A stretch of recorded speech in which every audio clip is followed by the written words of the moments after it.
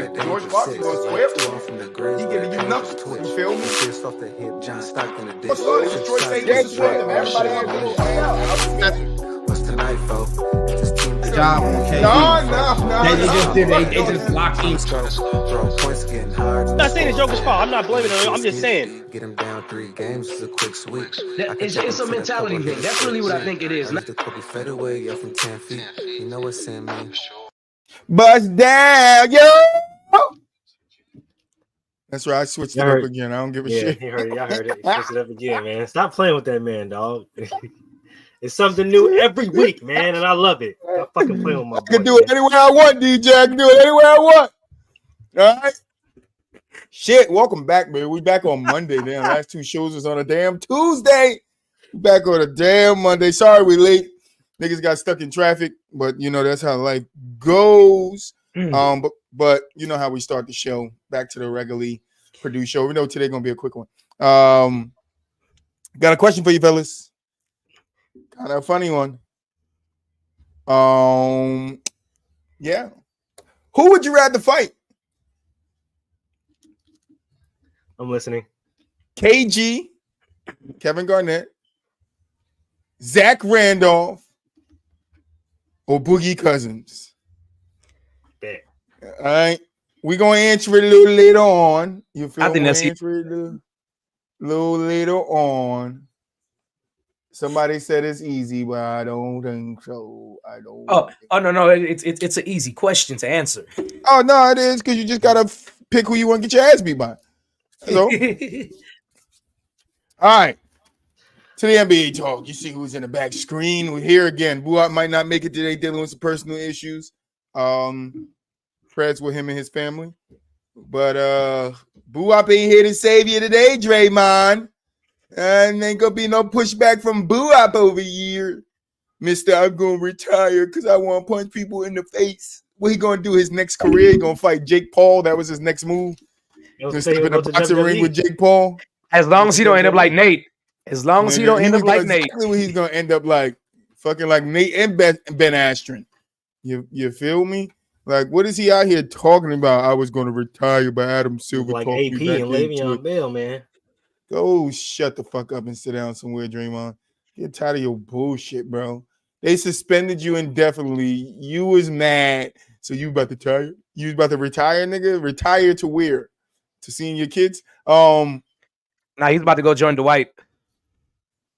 Right, so they could beat the Pistons. I don't know what the fuck going on here, but apparently Draymond was going to retire, guys. Ooh, scary. I don't give a fuck. I don't give a shit. You should have retired. All right. I remember that flashback video of when Draymond, he thought he was going to try Ron Artest, aka Meta World Peace. Then he saw that nigga face and he was like, nah, you good? You're good. Meta gave him that look like, nigga, I will kill you. Right. You're good. Draymond see Malice in the Palace in his head with him in it. Like, damn, this nigga gonna beat my ass. Yeah, Drake. But so Draymond said he's gonna retire, but Adam Silver talked him out of it. Adam, why you do that? Why you do that, Adam? Because WWE was gonna make more money than he. I understand. He could have went and been on WWE with Logan Paul. You feel me? Could have either which way. Could have took a boxing with Jake, or went wrestling with Logan. Either which way, he would have had something going. So I'm glad you just clarified that for me because I really didn't know which one was which. Yeah, could have did something, but instead he was going to retire. Fucking, it just grinds my gears. You feel me? That Draymond just does this shit, and then here he is. He's got to cry out. Oh, I was going to retire. So everybody feels bad for him. Anybody fucking feel bad for you? You did that shit to yourself, man. I'm gonna tell you why I wouldn't feel bad for him if he retired. He already had a long career. He won 4 rings. Have a nice life. Go fuck yourself. I mean, I forgot the fucking. Sorry, that was for the intro. But Draymond want to hear, nigga. Ain't nobody giving you no sad violin music playing over here, nigga. We giving you Get the fuck out. That's what we giving you. That's what I would have told Adam Silver. If I was Adam Silver, you came to me like, yeah, I think I'm gonna retire. My only sentence to you would have been, Get the fuck out. that's it. See you later. Wouldn't want to be here. Freed up some money for Golden State. You feel me? So they can sign Boogie Cousins back. Dwight Howard coming back over. You know what I'm saying? Dwight said, "Fuck it." Yeah, you're getting Dwight and Boogie Cousins. Fuck it, and Zach Randolph and KG. Oh, and then you got all four bro. big men from the question in the beginning. But now I just don't understand it. Like, to me, it doesn't make sense. Like, he was going to retire because he got suspended indefinitely. That sounds like a child. To me, it sounds like a child having a fit. So you got punished for something you did, and now it's you want to try to take it overboard because you want to be the big. You want to seem like you're the guy on top. Like, no, you're the little guy in this situation, Draymond. You don't get reinstated unless the NBA said you were reinstated. Oh, I lied. I guess I lied. I'm like, he lied. I lied. Yeah. He lit. We litty. We here. We litty. We here. Maybe. But I guess Boo-Wop is here to defend Draymond today. I eat my words, but fuck that nigga. Anyway, Draymond back, Boo-Wop. He back, and he said he was going to retire, Boo-Wop. The bullshit that come out this man's mouth every time something happens, Troy can't take it. I just can't take it. Adam Silver talked him back into it, Boo-Wop. If I was Adam Silver, you didn't hear this before you came in here, but I would have told him to. Get the fuck out. You feel me? See you later, big fella. Go punch people on your own time because you ain't going to punch them on mine. You could go play some boxing with Jake Paul, or you could go do some wrestling with Logan. You can have it any which way you want, but you ain't going to do that shit over here. Next, what are you going to do next? You going to give him the motherfucking Brock Lesnar triple motherfucking suplex? What are you going to be out here doing? Huh? The Eddie Guerrero triple suplex? Huh? You going to climb on top of the basket and give him a frog splash? Tired of Draymond Green, bro. Just tired of. I don't care that he back. Crossface like Chris Benoit. Fuck, he about to set up the fucking the damn jackknife. He about to jackknife somebody through the stadium. Like, fuck wrong with you? Goldberg ain't never do it like that. Goldberg at least cared about the person he was doing it to. Draymond don't give a fuck, but he wants somebody to care about him. I was going to retire. Nobody cared. Forrest Gump was going to retire too, but he had to still keep running. All right, if not, those kids would have caught him and beat his ass. You feel me?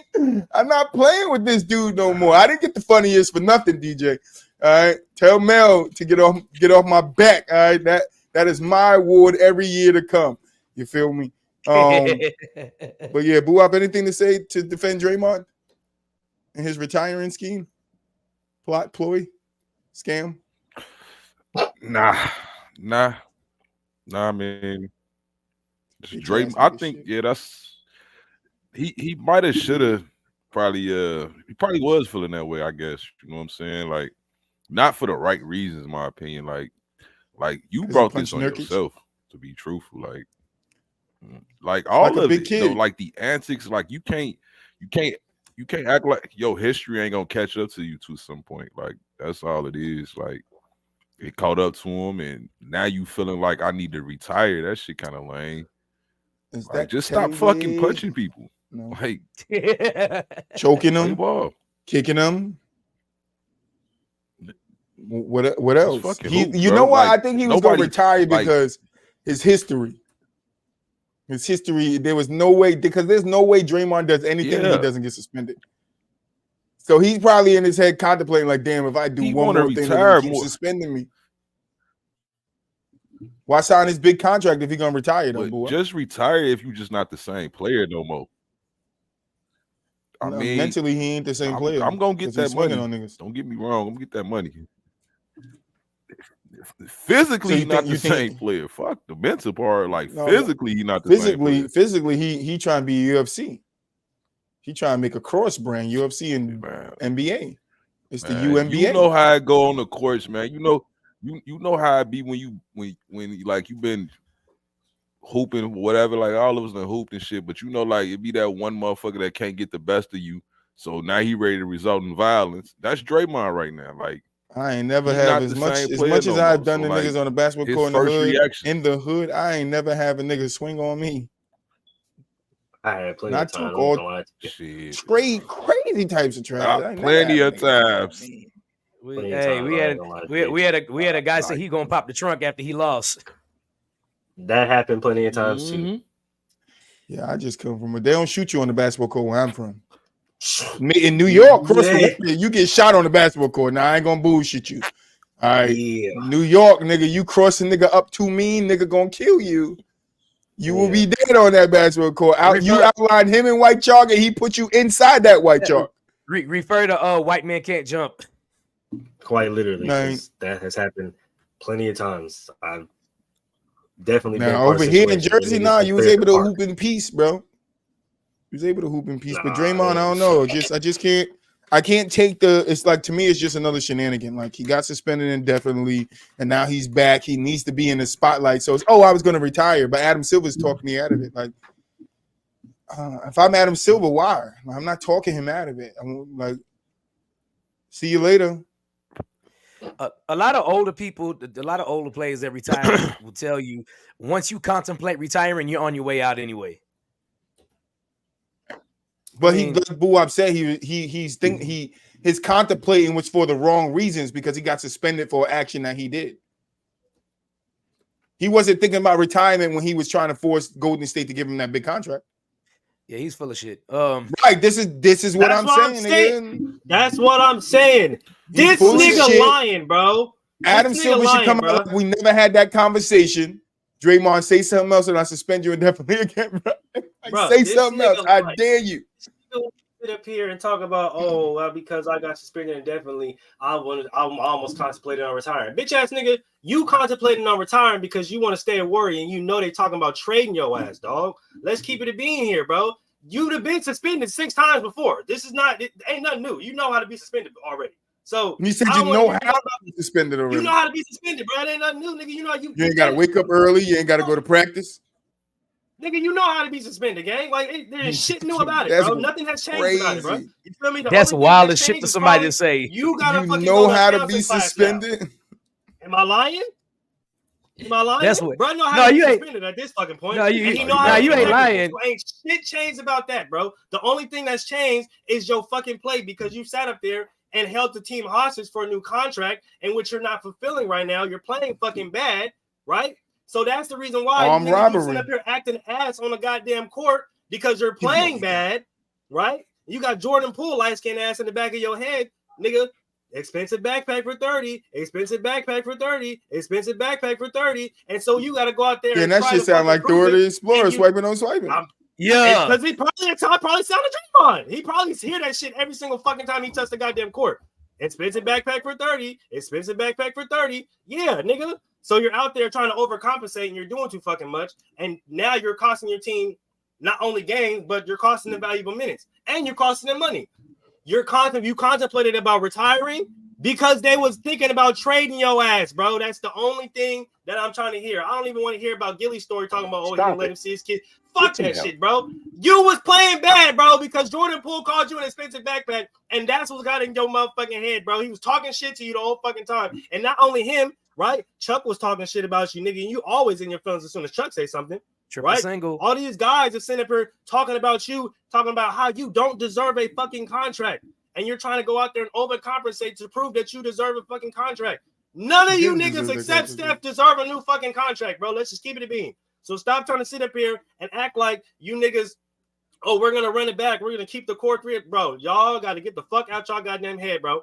I ain't even going to goddamn lie to y'all. He didn't deserve We're going to get to the next subject in a second. But you niggas, bro, I ain't gonna lie to you, bro. You niggas better stop faking the funk for all this bullshit, bro. And this nigga goes come here and talk about, I was kind of pissed off that KD said that he wasn't like that when I was around and blah, blah, blah. Shut your bitch ass up, bro. Why y'all be getting on this motherfucking internet? You wasn't like y'all that. Stay off of Master Roshi internet lying, okay? Just get on here and tell the motherfucking truth, bro. Niggas will leave you the fuck alone. But the more you niggas lie about this shit, the more bullshit coming. It's never gonna fucking stop. I'm telling you, he came on, he dropped the interview today talking about how he felt about KD, about KD's comments about him hitting Nurkic in the face. But then he sat there and had an epiphany literally mid-interview, like, when I first heard it, I got upset. But then I thought about it and I'm like, how do you want the world to view you? Motherfucker, you should have been thinking about that, bro. Nigga, the world already view you it's a little way. Nigga, we view you as a nutcracker, nigga. You a like, professional nigga, what nutcracker. And this the kicker, right? This the caveat, guys. You ready? This the That's what caveat, he guys. You ready? is. Don't say the This kicker. It can't be the kicker. No, it can't. Yeah, The kicker is wild, bro. Talk about Draymond and saying the kicker is wild, move. Bro, how you gonna sit up there and say that? But literally 2 weeks ago, you sat up there and criticized everybody for calling you out for your stupid ass fucking antics. Make it make sense, gang. Hey, tell him Big T looking for him. Hey, Moo. You feel better, dog? You had that one on your chest all day, bro. Yeah. Bro, because I'm tired of it, bro. That shit, nigga, like, niggas forget I'm a Warrior fan, bro. Nigga, I read about these niggas every single fucking day. That's and this right. nigga goes, these niggas Moo. sit up here and talk about all of this fucking bullshit and try to give all these fucking excuses instead of being a man and owning up to your bullshit. You're playing bad. Play better. It's not fucking hard, bro. It's literally not hard. Nigga, you got to the league for a reason. Fucking play better, nigga. Or retire. Nigga, like you said, it's really not that hard, bro. It's really not that hard, nigga. You got enough money.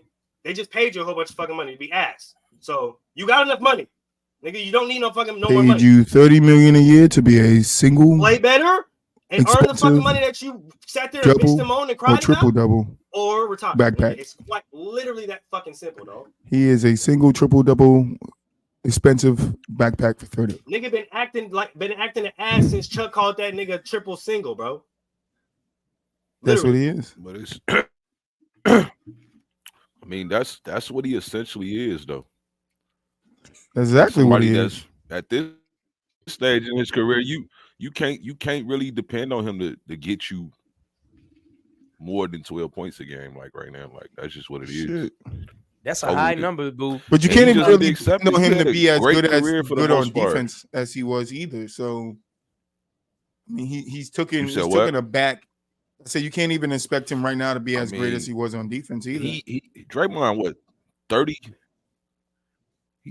I know, but 34. But that's what I'm saying. He's getting older. That means his skills are not his skills, but his ability is going to diminish. They're going to diminish. The older you get, the harder he's not going to be athletic. Right. No, 100%. But it doesn't, it's not helping him that he's putting himself through these shenanigans. Is this where getting out of playing defense in a defensive-less league? I don't know. Maybe he wanted to be suspended indefinitely. Or you set up. I mean, it just get into your it worked for him all these years. Oh yeah, he did. That's true, Moo. That's true. He did say we was going to see a lot more back in that college Draymond, the jump shooting Draymond, and knock down the threes Draymond. Y'all got me messed up. Y'all must have forgot. I'm back in my offensive bag. But now, right? Okay, you've been shooting a lot better, right? But your defense has been lackadaisical. You've been fouling a lot more. One of the most we foul one of the most in the fucking league right now. Our pace is a lot slower. So yeah, you can sit up here and talk about all of the stuff that you're going to do, but is the team better for it? Oh, okay. That boy own mama didn't believe that bullshit he spewed talking about he was gonna be back in his offensive bag. I don't want to hear that shit. Exactly. Talking about like I'm not just play better, bro. At the end of the transition away from shithead Green and into the Warriors' young core being frustrated with Steve Kerr, Bob Myers stepping down and taking a job in football, as Moose said. And Steve Kerr came out and said that they're still focused on that core, Steph, Clay, and Draymond. And that was the dumbest shit ever. And that's why Kuminga said, "Fuck you, Steve Kerr," and that's why the boys be in the locker room replaying the video of MJ punching you because there's a video of it and they got it, nigga. Just wow on repeat, nigga. Just Steve Kerr getting knocked out by MJ because you're a dumbass for saying that. Trade away your future, which was JP. You told me he was going to have the keys. When Steph was gone, and traded that nigga away, and lied to that nigga, and then whatever you're telling Kuminga and whatever you told James Wiseman and Moody. I heard Moody's his camp is frustrated, and I mean you can't please everybody. I get that you do have a guy named Steph Curry on the team, but when your other two of that core isn't who they used to be, you gotta start trying to see what your future holds in your young guys. And if you don't give them the minutes to showcase what they got or improve what they showcase, then they are going to be frustrated. Like I think Kuminga should be frustrated because he's a great young talent that has a lot of upside. You know what I'm saying? But how am I supposed to believe in myself or want to continue working hard when my coach doesn't even believe in me? Well, we got to look at it from the standpoint that Steve Kerr comes from the Greg Popovich tree. You know what I'm saying? He loyal to his guys. You know what I mean? That's just what it is. Like we seen Greg Popovich have to make the tough decision in trading Kawhi Leonard. And sometimes you're gonna have to do that, I guess. Like if you value your loyalty to your veteran guys, I guess. You know what I'm saying? Like I don't agree with him not playing Kuminga, but as far as that Jordan Poole Draymond situation, I just think especially the way Jordan Poole played. Now, if Jordan Poole played better that last year, I don't think they would have traded him. I think they would have tried to smooth that shit out. So, but they just I think it's more than that. I don't think they could have smoothed it out. You could tell by his body language at the end of the season. He wasn't, and that's the part I put on Draymond. The part I put on Poole is Poole wasn't. He's not old enough or in a mature enough state to understand that even though this did happen to me, I have to, be a business person, a professional, and do my job and let this slide behind me until I'm out of the team, out of the NBA, and then me and this nigga can shoot the feed. But he didn't handle it as a professional. But Boo, I will say this: I don't think it's him playing bad more than how he was affected by what happened. Because I'm gonna keep saying this: the team took Draymond's side. They took Draymond's side, and for him to be young, they did. They took Draymond's side. There's no. I ain't gonna say they took his side. I ain't gonna say he took his side. Whose side they took? Because they took Draymond's side.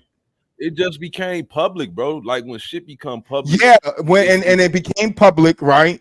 And Draymond takes his little, I'm going to step away from the team. Draymond got no punishment for it. So now if I'm Poole, I get punched in the face. The guy who punched me in the face doesn't get suspended for it, doesn't get a fine for it. Nothing happens to him. He gets to leave on his own terms away from the team. He stepped away from the team on his own terms and came back on his own terms. I would have stepped away from the team. But that's not, it's not fair. It is, right. Poole should have stepped away from the right. I got you, Boo, but we're different, but we're talking about in the sense of business, right? Nothing was had. Like when Mirotic, when Bobby Portis broke Miricic's jaw, he got suspended and fined. You feel me? And that got released. It wasn't a video, but he got suspended. Draymond didn't get that. So if I'm Poole, I'm a young, maybe a little immature for, then, people might want me to be. And I got punched in the face. Everybody's looking at me as I'm the one that, is my fault. Then Draymond, nothing happened to Draymond. And now you're asking me to come back on this team and play with the guy who punched me in the face. And you guys didn't even take my side. From what I understand, the person that was really on Poole with Poole was Kuminga. They was friends. Right. But everybody else, Kuminga and Draymond do not have a good relationship. Right. Mainly because of that, after that incident, it went downhill. But what I'm saying is, if I'm the young guy on the team and I get punched in my face, I'm expecting Steph Curry, Klay Thompson to rally around me to come have my back, because what the fuck did I do? And even if I did say something, a Spencer backpack for 30, that nigga was chirping at me all day. He was chirping at me 2 days ago. He was chirping at me 3 days ago. He was chirping at me 4 days ago. So what now at this point gives him the right to punch me in my face after all he said to me throughout these motherfucking runs? Right? And then none of you niggas said anything. What was Steph Curry's quote when that happened? What was Steve Kerr's quote when it happened? What was Kyrie? Steph said something. Steph did say something. What did he say? He basically said, Draymond was wrong. Like, that's not something that, you know what I'm saying, that I don't think Steph was on board for the man. Like, I ain't gonna even say punching him flat out in the face or whatever. Like, I just think once it became public, it was hard to you know what I'm saying, have anybody's side necessarily. And I can understand that, but Jordan Poole doesn't. I don't think Jordan Poole looked at it that way. Of course he didn't. He got punched. He could look at it like that, because we're on the outside, but being in the inside, and that's the shoes I'm trying to explain from. Being in the inside, I don't give a fuck the video got out. I don't give a fuck if it's hard to pick sides. I at least want you guys to, even if you don't take my side, to rally around me. And I don't think Poole got that. I think Poole, that next season, Poole was told to sweep that shit under the rug and let's play ball and let's go out there and win another championship this year and that all will be forgotten if we win another championship. I think that's what the premise around it was, because if you look at Poole's behavior throughout the season, especially in the playoffs, you could tell he was not happy that whole season. And you can't tell me if you go and I apologize and, you know, he didn't want to sit down with Draymond. He denied to sit down with Draymond, right? Because he's not over that shit. Plus, everything else that happened around that organization probably hurt that young man to where he felt betrayed. And then he paid them back. Like, I can't focus on the game right now when I got to see this man face every day. I got to see the people that's supposed to have my back that don't have my back. And then at the end of the day, who gets traded? It's supposed to be my team next. This is what y'all telling me. It's supposed to be my team. This is my team after Steph Curry. It's not Draymond's. That's what they were saying. That's what they were saying. I mean, they were saying he was going to be a piece Kuminga, James Wiseman. Those were the next three up. That's what they were saying. That was their team after the Draymond, Curry, and Clay left. All of a sudden, the guy that's supposed to take over the Curry role gets traded away. No, how you think I'm gonna feel? Like, you niggas were against me. That's why I say y'all niggas looking at Poole as how he's playing and on the Wizards as this is who he is. Nah, this nigga need time to readjust his mindset, bro. He needs time to readjust his mindset, because where he thought he was going to be right now, he ain't there. And it ain't because of him. It's because the nigga got punched in the face, and that's probably how he looks at it. We can look at it from way saying he should have let go, stepped up, he should have did this. Nah, that nigga got punched in the face, and then he got traded. I get punched and then I get traded. Me personally, I've never been like no super fan of Jordan Poole. No way. Like, I never truly believed that he was like an all-star caliber type of player. Like, listen, he was coming up under Curry. This is what they were trying to make him into be. This was the talk around Jordan Poole when he showed out the year they won the championship. All the talk was high on him. Yeah, but he was, to me, was just a wild card in a good system. Like, that's what I looked at him like. Like, when that court is playing well, it wasn't the depth lineup until Poole got in it. I mean, yeah, but I'm just still saying, like, you can hide Jordan Poole mistakes in that system. Like, when you become the man, when you become the guy that they sitting around here plotting for, it's a different story, man. Like, it just really 100%. But I 100% if you from the man, but Jordan Poole was learning under Steph and was supposed to get into that role of understanding that he was going to be the next guy up, when all of that changed within one practice, one scrimmage. All that shit changed in one scrimmage. From him, do you being think the next to Kuminga and James Wiseman, yeah, that shit changed in one scrimmage. Yes. Oh, do you think it would have changed though if he would have came out there and just balled out though? No, I think he still would have had a problem with Draymond. Okay, then that's still. I think it still would have affected the chemistry of the team, because he wasn't shaking Draymond's hand on the side. He would walk past Draymond. He would push past Draymond on the side of the court. No, I don't care if he was balling out. That shit is still going to affect your teammates. You want to know why? Because those are the things that affected Steph Curry. If you visibly watch when he wasn't shaking Draymond's hand, what did Steph Curry do? He went up to him and said something to him multiple times. That's what they were worried about. They were worried about Jordan Poole being all right with Draymond, and that's not what he wanted. So do you think Jordan Poole has this type of cliche with this team that done won multiple championships before him? Do you think he really got this type of cliche? No, he doesn't. But at the same time, you put the guy in the seat, but then you let one thing that he doesn't do ruin it from him getting the seat. It was his play and his attitude towards the situation. It wasn't. No, his attitude 100% because he got punched in the face. My play was suffered too if I got punched in the face and I got to stare at the dude every fucking game that I got after I got punched in the face, and y'all telling me I got to be cool with the nigga. I'm gonna punch that nigga back. I'm gonna get my leg back. How would that affect if Jordan Poole did something to Draymond? The NBA would have came down so much harder on him than they did Draymond. So why would he do that? But Troy, the thing about what you saying is this what we know. But he didn't. So we gotta speak in facts and hypotheticals. This is what we know.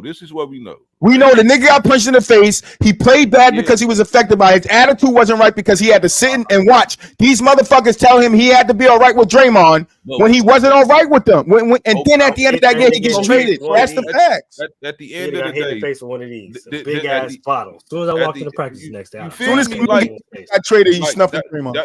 That's the thing I'm saying though, bro. Like he's supposed to. fuck the trade, bro. Like, I'm not having another fucking practice till I get my fade. Fucking I ain't The gonna lie to you. organization did everything they could to make sure Go. that shit wouldn't happen. Boy, Bro, we could say it from our point of view of being outside, but that's fine. We know who we are, but we have to put ourselves in his shoes in that situation. Who he is. So what you essentially saying is that he was scared then.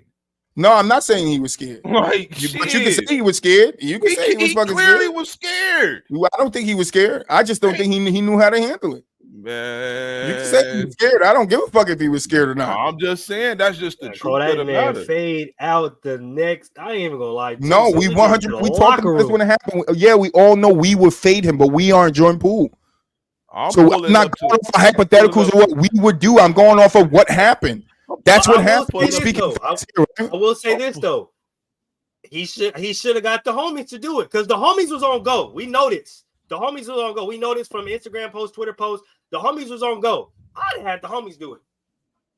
Yeah, but that's listen. The homies wouldn't have had to do it. I would have did it. I get you. Another hypothetical, but let's dive into that hypothetical. The homies touch Draymond. It falls back on Jordan Poole. The NBA is going to punish him for it. Why am I going to fuck up my career at the same time of trying to like, bro? You can understand that shit. You could look. You might throw it away, but maybe Jordan Poole don't want to throw his shit away. And that's true. I understand that. He just got that contract. That's supposed to be his mentor. Like we leave that part out too. Draymond was the one he was close to too. Draymond was really close to Poole before he punched him in his face. Draymond was the one on the court working with him and in practice working with him, showing him what to do. Like, and then you turn around as my mentor and you punch me in my face. No, bro, that's going to take a toll on me. I don't give a fuck if I fuck you up or not afterwards. I'm still going to think about that shit. Like, damn, how could you do that to me, bro? That's a lot of shit. If I get my leg back, I ain't thinking about it like that. I ain't gonna lie. Nah. You gonna think the way it was close, bro, and you gonna be like, why this? Like, nigga, we could have talked about that shit. You ain't had to do that. We could have talked about that shit. It didn't have to go that far. It ain't. If I call you a fade, it ain't cameras everywhere. It ain't. Nah, I'm the type that every time I see you, so every practice we gotta shoot before we go. That's me. That's the same way, bro. Like, I don't. At that point, I get it, boy. We're all with you, but who just didn't take that route? I'm not talking about shit because obviously you didn't want to talk about that on the court when you snake me. So every single time I see you, gang, we're not talking about nothing. It's a fade, and I hope you better be ready. Yeah, what if Poole wanted to off that? Like, bro, we don't know what he was dealing with. What if he had the two in the bag, like fucking inches zero, like, and he was like 2 seconds away from popping it? Like, we don't know what Poole wanted to do with his boys. That's what I'm saying. I'm had the homies don't go. Violence. Like Draymond should have never punched dude, and I'm just saying what happened from him getting punched. Yes, bro, you are 100% right. That on season, because he got punched in the offseason, that on season he did not come back and play well, but he was affected by what happened in that offseason by him getting punched, his teammates not having his back, him basically getting shunned, and it showed because at the end of the year, Bob Myers and them traded him the fuck away. When he thought he was there to stay, he was a part of the home. He thought, the couch that people sat on in the home, and these niggas shipped him out and invited another couch in from IKEA. Already assembled, and it was like, yo, bro, where the fuck I'm supposed to fit in here, bro? I'm supposed to be here with y'all. I'm supposed to be the future. I'm supposed to be building with you guys, and this nigga punched me in my face, and then I get traded away.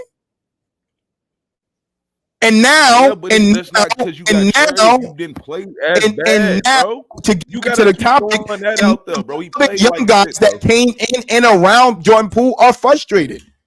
Why do you think they're frustrated? Because that organization, and I get you, boy, I would too. But at a certain extent, you have to stop. You're catering to three guys. Steph Curry, 100%. But Clay and Dre, I don't understand why they're still being catered to. I mean, they part of that. They're part of that fabric, bro. Like at the end of the day, the best chance to win. I'm pretty sure they want to win another championship. Draymond and Clay, as they look right now, don't give them the best chance of winning. I don't think anybody would say that. Would you say that, Moo, that Clay and Dre right now gives you guys the best chance of winning a championship? No, but if you get those fucking young guys out there and get them running so they're ready for the playoffs and understand what they need to do, maybe you'll have another chance to make a deep fucking run. You still I'm not saying you take them out. The whole goal, maybe you right? would, maybe the whole goal was to bridge the gap. That's what's crazy about this, right? The whole goal was to bridge the fucking gap because they knew this was coming. They talked about this all the fucking time.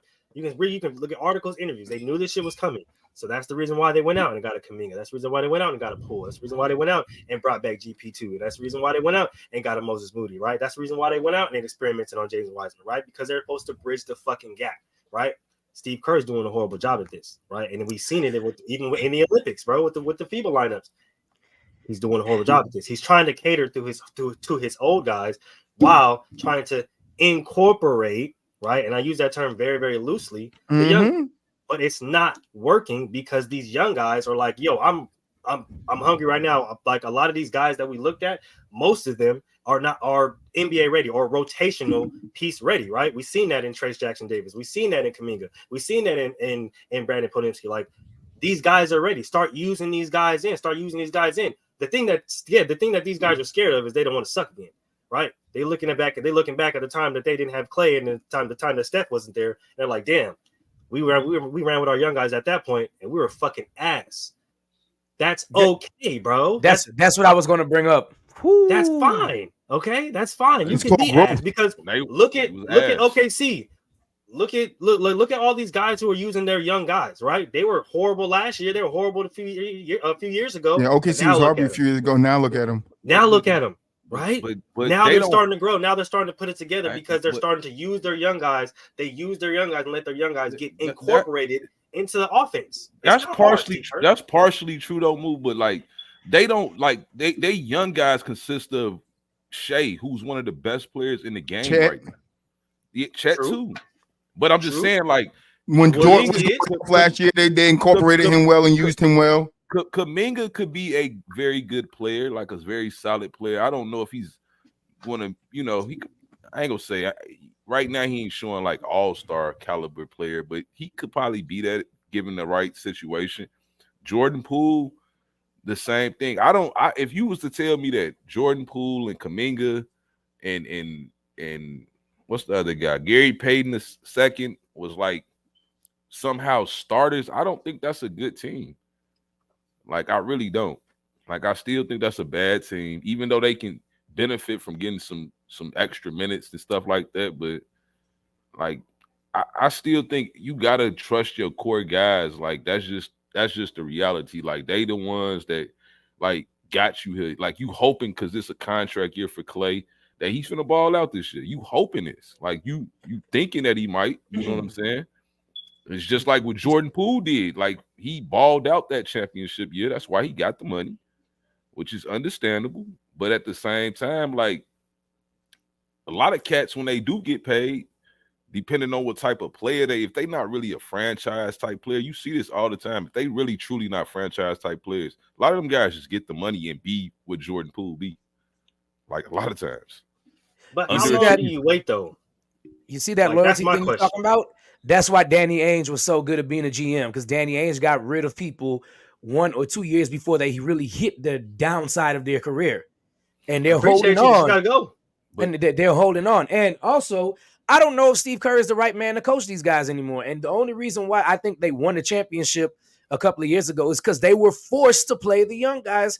When Steph and Clay and Draymond, well, Draymond played that season, but when Steph and Clay were hurt, you had no choice but to put them guys out there and give them experience. So when Clay and Steph come back now, they're already experienced. Steve Kerr is doing a horrible job at getting players in and out and getting them experience in the game. I mean, like, I get it that you don't want to suck again.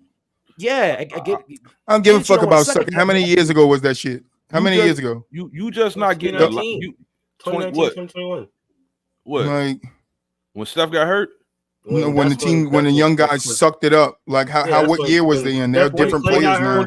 The bubble year, his hand, bro. The bubble year. It's different years later. These players could have got better, but how you gonna know if you don't put them out there in real life game situations? Jerome Robinson and shit. Like, and what was the guy, Moolage, you named him? The guy that just the game. Somebody missed the game. They put him in. Nigga went off for you guys. I forget his name. I think it's a light skinned cat, if I'm not mistaken. Oh, you talking about Moody? Freaking Moses Moody, bro. Yeah, like no, it's another guy too. Either Moses Moody, bro, or fucking Jackson Davis. That dude, I think is. Yeah, he had like a nice ass game. But that's what I'm saying. This is what I'm saying, right, boy? And I understand Steve Kerr is not Pat Riley, right? But what is that guy, the rookie that's on the Heat right now? Jaime Jaquez. Jaime Jaquez. That nigga is going stupid for him. Big for him. And what did I say early on about the Heat? If they could replace what they lost in Max and the other guy, then they might be good. But I'm not worried about them because they always find somebody that could do this shit. And what did they do? Went out and found a guy that could do this shit. You feel me? But how would they know he could do this shit if they don't give him? Jimmy was out, right? They gave this guy opportunity and minutes to go out there and showcase it. When he showcased it, what are they doing now? They're still giving him opportunity and minutes. When Kuminga and get out there and they showcase a little thing, even if they have a bad game, they're not getting that consistent opportunity to go out there and improve on what they messed up on, or go out there and show you that they improved what they messed up on. It's not consistent in it. Like you said, if I'm catering to my core, Steph, Clay, and Dre, it doesn't matter how bad those three is playing. I'm still going to cater to them. I believe Steph Curry had a game where he went 3 for 13 or 3 from 14 from the three. Like he had a couple of those games this year. You don't think he had a bad game last night? Not right. You don't think in those situations you feed the young guys and see if you can get some more movement going. I get Steph Curry's the greatest 3-point shooter in the world. I get that he's your main focal, but at some point you got those young guys there for a reason because you have to see if they're going to be capable of carrying you when your core is gone. Who is your next core to come? You can't just worry about your core now. You have to worry about your core to come. You are a championship winning team, right? You want to continue winning championships down the road when these three are gone. You're not going to be able to do that if you keep giving away your young core or you're not treating your young core. Because what's going to happen is, like JP did, or Gary Payton did, he's going to leave again. Kuminga's going to leave. Moses Moody is going to leave. Who are they going to have? But their core. You got to realize too, like Golden State, they only a championship type of team because of that core. Like they never was that before. They never was that before that.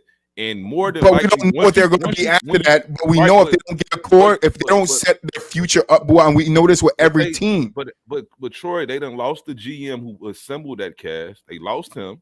Well, technically, from what I heard, he didn't. Drafted Draymonds.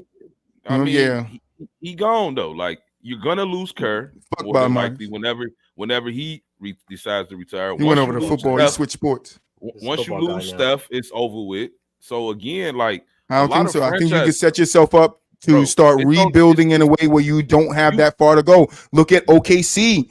Like when they finally gave up, they lost KD. Then you get Paul George. It doesn't work out with Paul George and Kawhi. You trade Paul George where you get with a Russell Westbrook, and you get a guy in Shea, and then you start building around him with young pieces. You give Shea the team, let Shea go out there and work on his game and become the guy that he is. And I'm not saying Jordan Poole would have came that, but you don't know what's going to happen. And I'm not saying you need to just completely take these three out the game. That's not what I'm saying. What I'm saying is you need to consistently give your young guys burn. So when the time comes, if they're going to be there when these guys are not going to be there anymore, then they know what to do. You don't want to, at that point in time when Steph retires, Clay leaves, and Draymond retires because he almost fucking did. You don't want them to be there and not understanding what their role is. But you got to realize, if you got to put yourself in Kerr's shoes, he's not probably going to be there for the rebuild. That's a sucky way of thinking of things. Kerr not going to be there. That could be true, Boo. And I was thinking that as I was saying what I was just saying, but because it's a sucky way of thinking things. Because if I'm a franchise, and I'm a championship winning team now, right? And I'm recently within the last 10 years, I won 4 titles. Like, don't you think I want to stay there? You know how much money they made off of winning championships? How they was able to go into that luxury tax because they were making so much fucking money from winning championships and all the sponsor deals they were getting. And all the people that was pushing money into the Golden State pockets. It's just like but this is nothing new though, Troy, is what I'm saying. Just like the Lakers went to 9 finals in the 80s, bro. They didn't go to 1 in the 90s. Like they didn't go back to 2000. Like, because that's like, because their core, when their core left, bro, they had, what did they have left? The Lakers did go to the finals in the 90s though, but they lost to Jordan. I mean, yeah, 91. I forgot. Yeah, true. They went to the finals. I was counting that in. I was counting that in the 9, though. You know what I'm saying? Like part of they 9. But at the end of the day, once you lose your core like that, you're going to have some years. It's just history shows us that like you're going to have some down years. The Celtics, Yeah, look, the Spurs. the 80s, they didn't go Look at back the to win, Spurs. Troy. Pop couldn't get right, but this is Exactly. what I'm saying though. Pop didn't have the chance to get guys that he can rebuild with when Tim Duncan, Ginobili, and Tony left right away. He thought Kawhi was that guy, but he later had to trade Kawhi away, right? Because if you gave Pop and you left Kawhi there, and Kawhi turned into the player, if Kawhi turned into the player that he was today, right, and he stayed healthy, Pop is building a championship team around Kawhi. Not saying they win a championship, but he's building a championship contending team around Kawhi. And it ain't going to take him that long to do it. The thing about it, though, is like, yeah, you want Pop was a guy like that for the most part. Like, he's seen the future in Kawhi. That's why he drafted right, because he did it with Tim Duncan. When David Robinson was going out, he drafted Tim Duncan, and Tim Duncan. That's what I'm saying. If you set yourself up to you have a guy or you have a couple of guys that can carry the franchise, till you even find your franchise player. I'm not even saying Kuminga and them has to be the franchise player.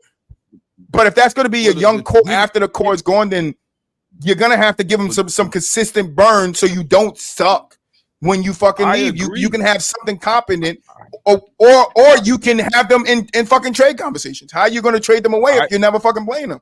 What is their trade market like? I agree. You can give them guys some burn for sure. But again, it's just like with Kerr, it's a little bit deeper than I think it. You know what I'm saying? Like it's more so that he's indebted to them guys. I get it, boo. He's indebted to them. He's loyal to them guys. Like he don't think he would be a head coach without Steph, Clay, and Drake. Like he probably would. But for how long though? I mean, like, how long are you going to sit up here and be indebted to these guys? And I get it, right? I understand it. But at some point in time, bro, you got to sit up here and smell the roses. I get it too.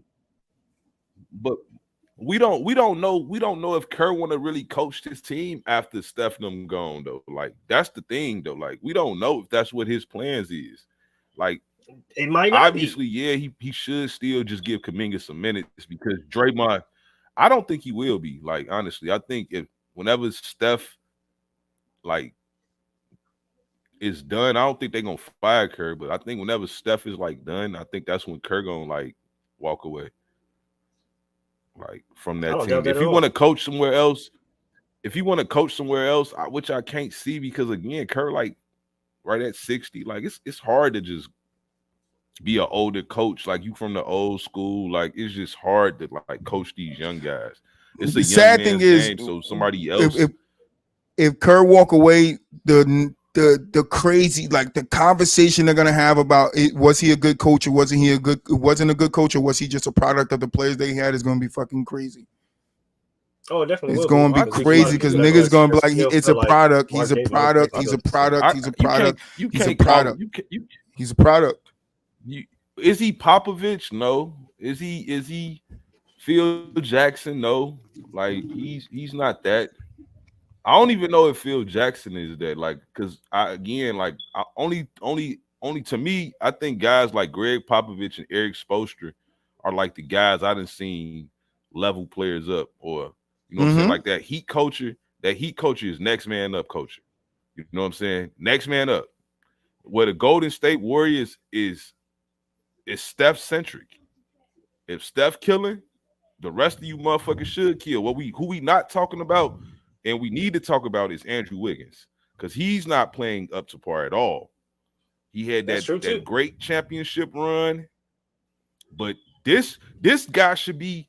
At this point, like he should be the second. It should be Steph is the number one, and Wiggins should clearly be the number two right now. And he's not playing up the par. I don't know what's going on with him, but like those are part of the things that's making it kind of like snowball for Golden State. You got Wiggins, you don't have a number two, you don't know who your number three is. Then you got a bunch of young guys that do just want to play and whatever. Like I think you do need to play Kuminga more though, for sure. Like I still don't even know what Kuminga really good at. Like honestly, still like I know he's a great athlete, but still don't know what he truly. That nigga he could be a Anthony Edwards, and we never know, bro. I just want to know how long as a coach you maintain your loyalty because I've just seen it, right? It just fucking came out. We just said it earlier. You maintain your loyalty to the core, and I'm not saying like you ship everybody out and all kind of stuff like that, but this. I'm not gonna say blind loyalty, but at this point, like it's starting to become that, bro. Because what have they done to produce anything other than Steph? Like there has to be a conversation of moving these guys that are part of the core to the bench and let these young guys work, right? And nobody's saying ship them out of town and, oh, you got to go, we're going to trade you out.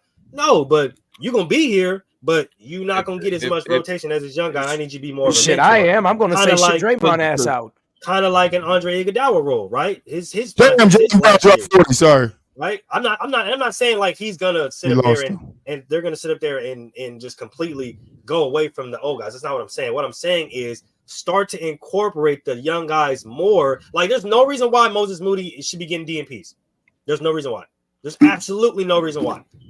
He's an NBA champion. He helped us win the fucking championship and his goddamn self as a rookie. Like there's no reason, there's no solid logical explanation as to why he's getting DMPs. There should not be one. So, and there's no reason why you take Kuminga out when he's literally doing one of the best jobs I've ever seen on Aaron Gordon. And as soon as you take him out, Aaron Gordon start cooking. Like these are the things that you have to be seeing. Like, damn, hold on, wait a minute. Maybe I should have left him in the game.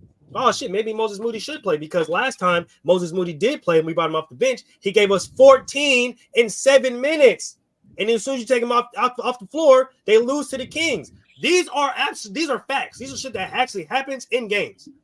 When you go to your young guys, they give you great minutes off the bench. They give you great energy, and then you take them off the floor, kill all that momentum, and say, "I'm gonna go with my core guys. I'm gonna let my core guys finish it out," and you lose. You give up 18-point leads, 27-point leads, 24-point leads in the fourth quarter with less than 10 minutes to go. This has happened 4 games. It's not a coincidence at this point. Like.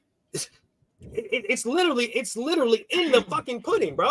Like at some point in time, Kerr has to get his head out of his ass and be like, yeah, I understand what you guys have done. I understand that I have this loyalty to you guys. I understand, but the thing we have built is great. But I need a few of you guys to take a back seat and let these young guys come through and help us and help carry us to the next fucking level. I'm not saying that we don't need you guys. We're definitely gonna need you guys because there's aspects of the game in which you veterans can coach up these young guys. Even me as a coach, I can't break that shit down, right? I need you guys to step in and fill that void for me, right? But he's not doing that. He's saying, oh, well, we're gonna give our young guys a little bit of run, and then we're gonna let our old guys carry it out. That's not how that's supposed to work. As you see, it's not working at all. Look at Orlando, look at OKC, look at Indiana.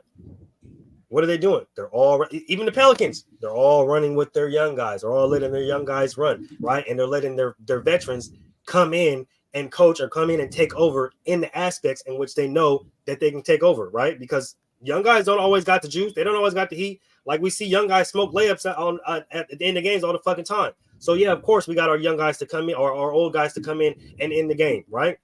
They did a great job of that when they started off the season 6-0. Young guys running in, Steph Curry ends off the game. It's perfect. Get away from that recipe. Now what? Let me ask y'all a question real quick. How much of this do y'all think is Steve Kerr with his mentality of 80s and 90s basketball where veterans were much more appreciated on the team? Because a lot of the older guys get pushed out now, and I start to wonder sometimes, like, hey, maybe Steve Kerr doesn't want to push out his veterans because back in the day, that's what they did. The veterans stayed around. They kept on playing. They still played. They still played a lot of high minutes. Or they kept them around, and he doesn't want to let go of those guys because that's his championship. But it's not about letting them go. It's about putting yourself in a position to win another championship. And I don't think him relying on Clay, Steph, and Draymond is going to do that, because if we're being honest, and Mulik, you correct me if I'm wrong, they barely did it against the Celtics. Like Clay went crazy, Wiggins was huge there, but Curry went crazy, but Clay didn't have. People were talking about Clay all that playoffs, like, yo, he would have a good game here. He had one good game 6, but he struggled last year in the playoffs. Draymond struggled last year in the playoffs when it comes to what they normally do. So if we're talking about the win championship, 100%, and that's it, 100%. But what I'm saying is we're not used to these guys. Andrew Wiggins, obviously. Yeah. Yeah, that's all. And Jordan Poole, right? Those three guys, and that's basically those three guys being the consistency of the team is what won it for them, in my opinion. But the next year, I'm talking about after that championship, like everybody except for Steph, like struggled in the playoffs.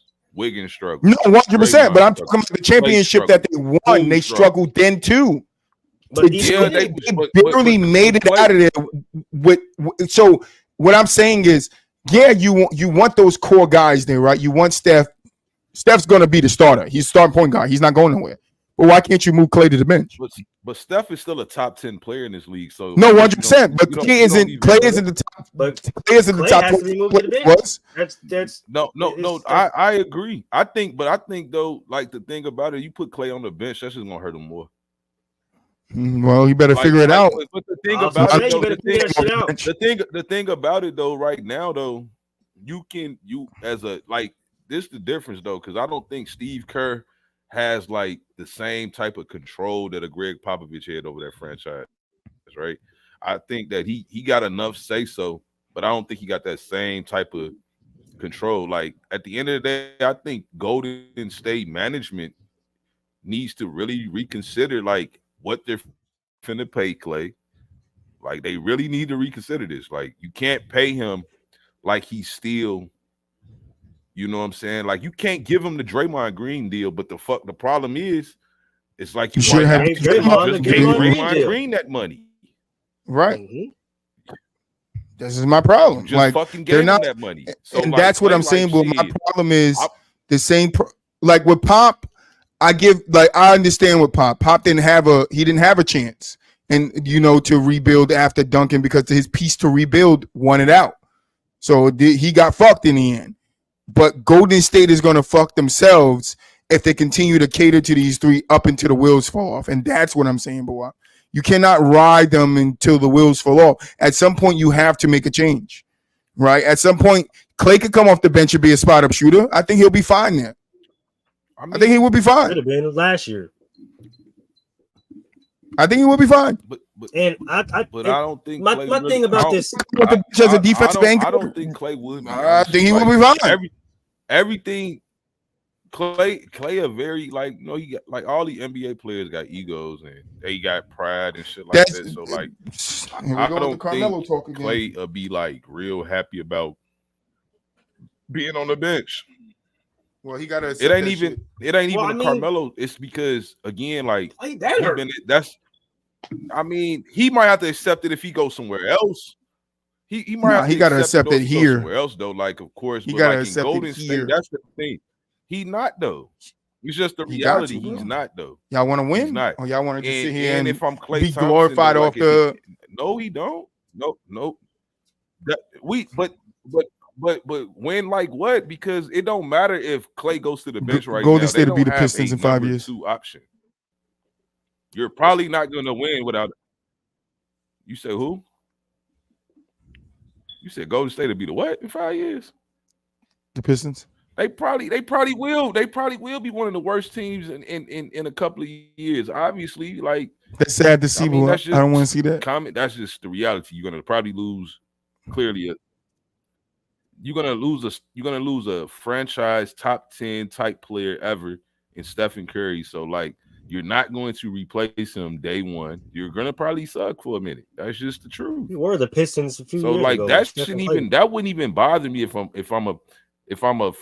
the franchise. That wouldn't bother me. Like knowing we probably finna lose Steph in a couple of years. That wouldn't bother me. No, that would bother me. That would mean I want to set myself up for after Steph, and that's my point.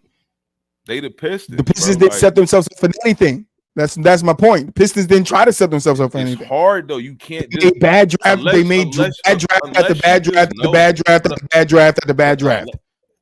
What you mean they didn't try? There's actually a reason for that too. Like the deep dive in the Pistons front office. There's a reason why they suck right now. They're trying to get Emmanuel Udoka over there to touch on the women. What happened? Nah, it's just about this core thing, right? When you look at the core, for good, bro, the core wasn't even really the reason why they won the championship that year. Right. Just really looking at it. Poole and Andrew Wiggins. Jordan Poole, Andrew Wiggins, Otto Porter Jr. But gave that's us some why. great But minutes. Moolins, that's why my statement Bielitsa gave us great stands minutes. that they Like, barely, to what Boo I was saying, they barely won. If we're depending on the core barely won that championship. yeah, it was Steph You had and the to young give guys. Wiggins, because if Wiggins didn't give you what he gave you in that championship, then I don't know what you get. Or Steph and or Steph and some other old niggas not named Clay and fucking Draymond, but Otto Porter Jr. gave us some fucking big minutes. Otto Porter Bielitsa Jr. gave was us some big. fucking big minutes. Fucking Moses Moody and Jonathan Kuminga, when they were fucking rookies, gave us fucking huge minutes during that championship run. Juan Toscano Anderson gave us big defensive minutes during that time. Like, it was so much more than Looney was very good.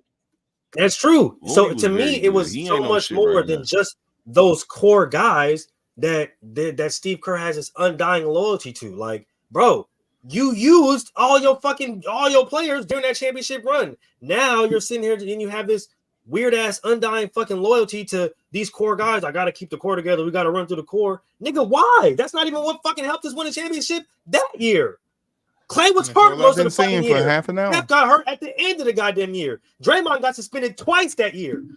Like, what the fuck are you talking about? That's the reason why when I hear this, bro, it frustrates the fuck out of me, bro, because it's like the core wasn't even the reason why they won that year. So you went with all these other extra pieces, and then when all those pieces left, guess what? So did the championship spirit, so did the championship run, so did the championship window. You traded away every single fucking person that helped us win the goddamn chip, because it wasn't Draymond and it wasn't Clay. But y'all gotta name me some times though where y'all seen franchises though like that went on the runs that Golden State done went on that didn't die with their core. Y'all gotta name me some. Because most of these teams die with their core. I'm not saying they didn't die with their core, but I'm saying that they used and they incorporated the other players on their team smartly.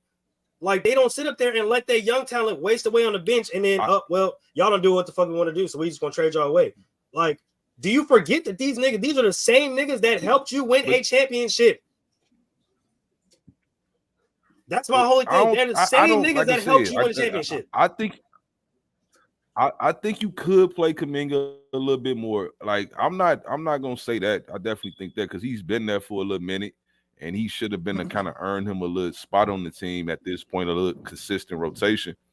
But I just think it's just deeper than that with them. Again, I just think we seeing the end of this dynasty. Obviously, this is what this is. And I do think Kirk do got some decisions to make for sure. But I still think it's just that this team right now, the way it's constructed, isn't very good. It's no singular person you can blame for it. Like, you just have to look at it for what it is. It's an older team. And being that, like, again, that guys like Wiggins and Looney is not playing well at all. Like, more so, they said they're looking to make trades. Who they're trading away? Oh, that's what's John Moran is going season-ending surgery, bro. Wow, that's wild. That just said shocking. I just saw something pop up too. I didn't read it. You said who? Shoulder surgery, John Morant. Season-ending shoulder surgery. John Morant? Damn. Yep. Damn. That's crazy. But it's listen. It's like Side note, you gotta play the young guys, bro. That's just what it is. Moses Moody had 21 and 22. That's my thing with what you just saying. They said that they want to make a trade right before trade deadline. Who they trading? You ain't putting nobody on the court to give them an audition for people to look at them. The only person that from what I've read is Wiggins. That's the only person that we have that has valuable trade value right now. Because CP's hurt. He can hand surgery. That's the only person that you probably could trade is Wiggins. That's wild. I forgot CP was on the team while we were talking this whole time. Come in and help an organization right now. He's irrelevant. Facts. It's like he was not relevant. No, he actually playing solid though. He was playing solid with his assists. He be solid. With his assists. I'm for, because I understand, like, even with Boston when we traded away Kevin Garnett and Paul Pierce, like, it didn't take us that long to kind of get into a groove of trying to get back to the playoffs, and then we got there, and then we kind of been there ever since. I mean, y'all got a finesse though. Like, for one, y'all got y'all fleeced them boys. Get it? I Y'all get got it. the fleece, and then I get it. and then you get a But guy like I said, like Isaiah OKC is Thomas. another example. But I'm saying though, like, Let yeah, go but the core. the thing about it though, in these situations though, like Isaiah Thomas was a solid player before he came to Boston. Like he was a 20-point scorer. He was solid, but he came to Boston and they built that team around him. Kind of, they put a bunch of defenders around him and they gave him the ball. That just kind of like gave him, you know. I gave them that short window till Tatum them arrived and Brown arrived. But that's what I'm saying, Boo. What you're saying now is what I'm saying. That's what teams are supposed to do. And a team like Golden State, that's what you want to do to keep yourself relevant. You want to try to have some young guys that you can build along the way. That when your core guys leave or your core guys get older, these are the guys that can come in and play some, key minutes, play a key role to you guys being successful. I'm not saying that they win a championship behind Kuminga, Moody, and these guys. But what I'm saying is you're going to take a lot of pressure off of Steph Curry if Kuminga is a very good player and you start giving him the opportunity. Like, can you imagine Kuminga getting the opportunity that Wiggins has and actually showing you something that he has some? Like you said earlier, you don't know what Kuminga is good at. Why? I mean, that's because just from watching him on the court, though, like I don't like. Do you know what the rookie and on the Heat is good at? He's a solid scorer for the most part from what I'm seeing. But just you saying he's a solid scorer, you see more of him. You could evaluate him by what you've seen by him, but you can't evaluate Kuminga by what you've seen by Kuminga. And that's what's hard. It's going on with the team. Kuminga's been in the league 3 years now. It's hard to evaluate a lot of those players on the Heat that come from that Heat culture because again, it's more so. With the Heat, you stay ready, you stay in shape. So you come in, you have to have this mentality. You know what I'm saying? So it's like the next man up type of thing where Golden State is still a system that evolves around Steph. You got to be able to play off of that. You know what I'm saying? Like mostly shooters benefit from playing with Steph. Like if you're a guy that can shoot, you're going to get a fucking super wide open shot. Or if you're a guy that got high IQ, you're going to get some easy layups. It's like one of the two. It's just you have to pick your poison on Golden State. And I think Kuminga still, for the most part, within the minutes he be getting, I be seeing his little numbers. He 13, 6, and 4 in 22 minutes. That's pretty solid. You know what I'm saying? Like, it ain't solid enough for his minutes to be consistent. Yeah, it's better than Draymond. It's definitely better. It's definitely better than Draymond right now. It's just again, it's just a tough. If I'm Steve Kerr, it's a tough situation. It's just what it is. Not for me. Not for me. I mean, like, dude, this is your job is to win games. Your job is to win games first. That's your job as a coach. Mark Jackson would never. And facts. Oh my God. I think Steve Kerr. I've never seen anything from Steve Kerr. Go ahead and say it. That I've never say it. Mark Jackson, what? Would never, nigga. What the fuck, nigga? Never do that shit. Never, nigga. He got Kuminga getting there 30 minutes tonight. But see here, I think Mark Jackson was a better player developer, better player development coach than Steve Kerr. Sometimes I wonder if Steve Kerr is good at player development or he's just. Hey, they built a team around what they had, and he didn't have to build any players up. I mean, he really didn't have to build nobody up technically to a degree. Like that team came like that. They had a foundation, but he changed the offense up for sure. Like we can't ignore that. The offense changed. 100%. I'll give him his credit. You know what I'm saying? The system he put in place. Yeah, he brought in he encouraged Steph and Clay to keep shooting. Like he encouraged that. Like he wanted that, and I just Mark think Jackson wanted that too. He did. He definitely did. He was calling them the Splash Brothers before anybody did. But what Mark Jackson brought was discipline and defense and things of that nature. Like I can't say that he necessarily developed players either. You know what I'm saying? I can't we didn't have a large enough sample to say that, in my opinion. That's why I wouldn't just flat out say it. And I don't think Steve Kerr developed players either that well. I think he put a system in place, and if you got any type of real IQ, you can kind of like find your way in this system. Like all you have to do is be a high IQ player, and you should be able to get some backdoor layups, some wide open shots, and play some. I'm gonna defense. say it because nobody else is gonna say it or has said it. This nigga ain't nothing without Mike Brown. Mike Brown's a defensive coach. Doesn't matter. Mike Brown took the same system and is running in Sacramento, and it looks a lot better. But he got a younger core, much younger core. Ain't that some shit? Ain't that some using shit? his young guys? Goddamn! That's some shit. No. Ain't that some No poetic justice. He got. Maybe Mitchell comes on and gets all his playtime, nigga. We know him from his defense, right? How does that happen? He got a younger core, meaning like Fox, Sabonis, Monk, Murray. Them players are much younger and in their primes versus Steph. Steph's still in his. He at the tail end of that motherfucker, but Draymond and Clay might be over the hill as we seeing. Like they might be just done. We get it, you know what I'm saying? But like, you know what Mike Brown would have did? Move their old ass to the motherfucking bench. I can't see him doing it. I definitely see him doing it. I can't. If Mike Brown Mark was Jackson doing it. If Mike Brown or Mark Jackson was a 4-time champion, they done won with this core. They down with their core, bro. Because you can't. They would have Clay down and be like, Clay, I need you to come off the bench. I'm waiting on somebody to tell me when you've seen this before. When you've seen the team do this. I seen Mike Brown told Malik. No, I need you to tell me a championship coach that didn't doubt with his core. I just need y'all to do this. Then it'll make sense for me.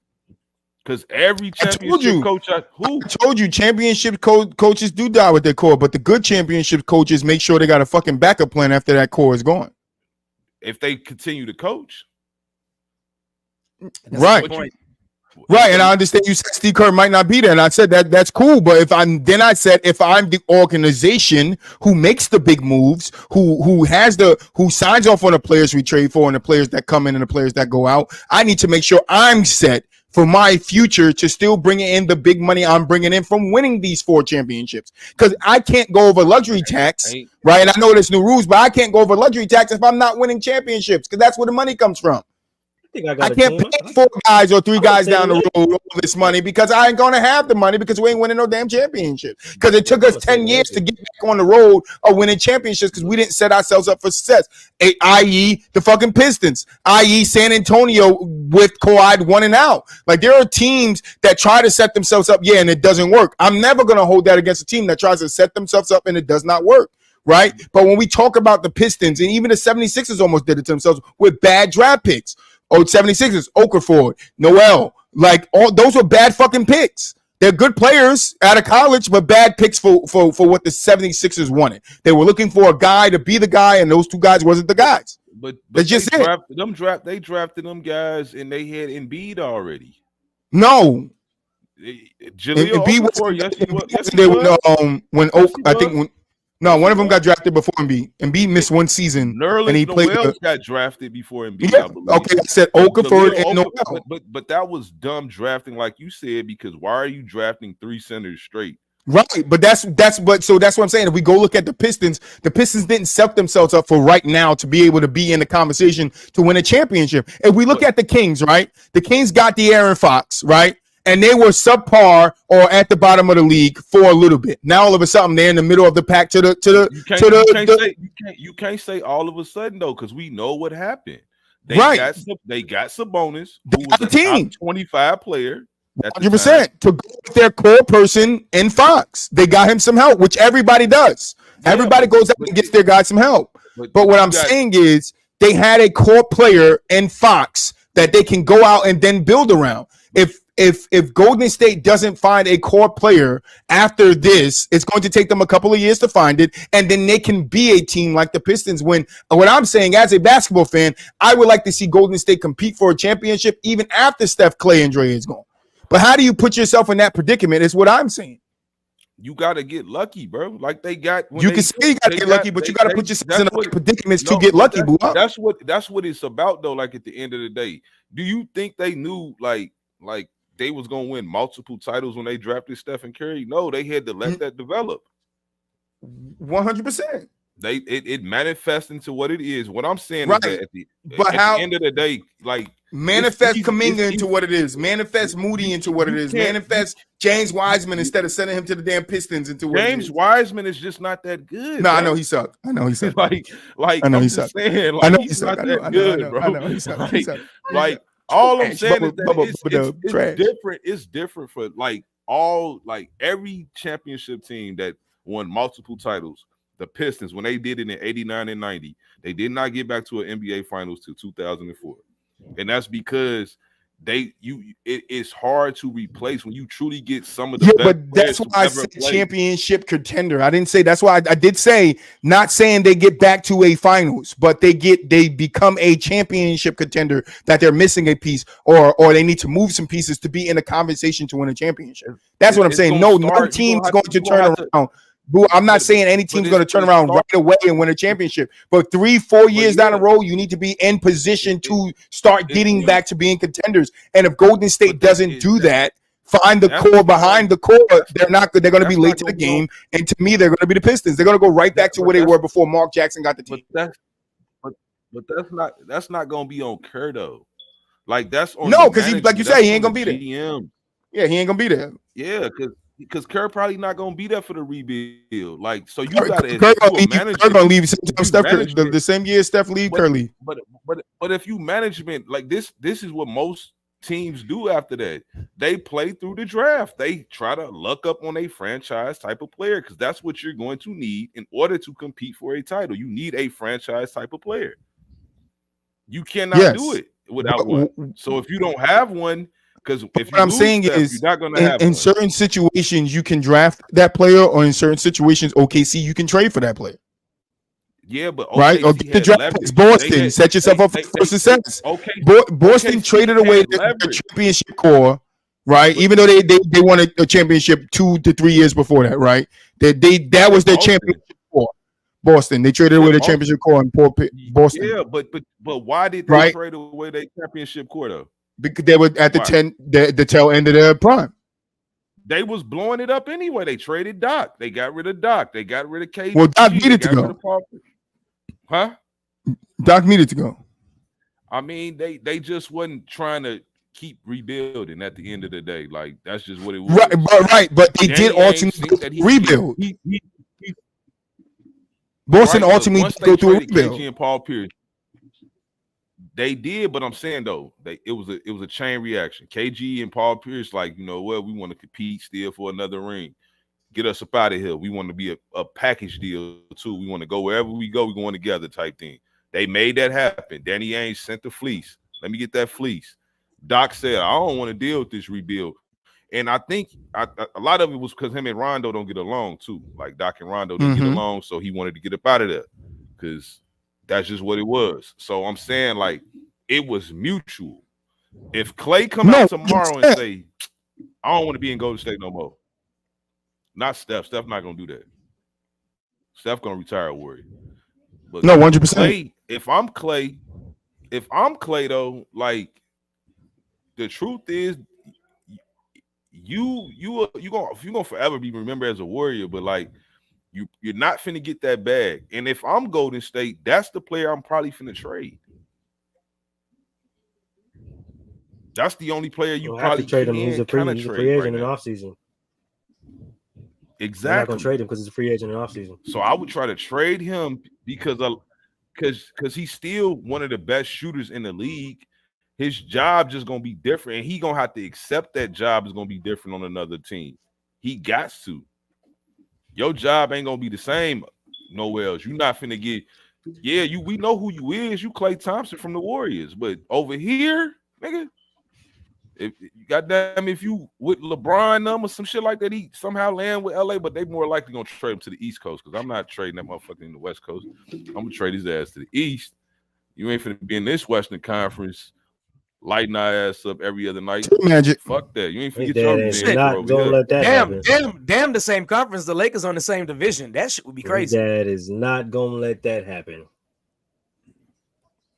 But yeah, I get what you're saying. I'm just saying, like, if I'm a GM, I'm trying to make sure I got a piece that I could try to build around. I know sometimes, like you said, boy, got to get lucky because it don't always work out. But good GMs, good owners, they make sure they're set with either draft picks or a player that they could build around after their little stint. A rebuild. Some people rebuild, some people retool. So you got to ask yourself, what are you going through? Is Golden State going to go through a rebuild or they're going to go through a retool?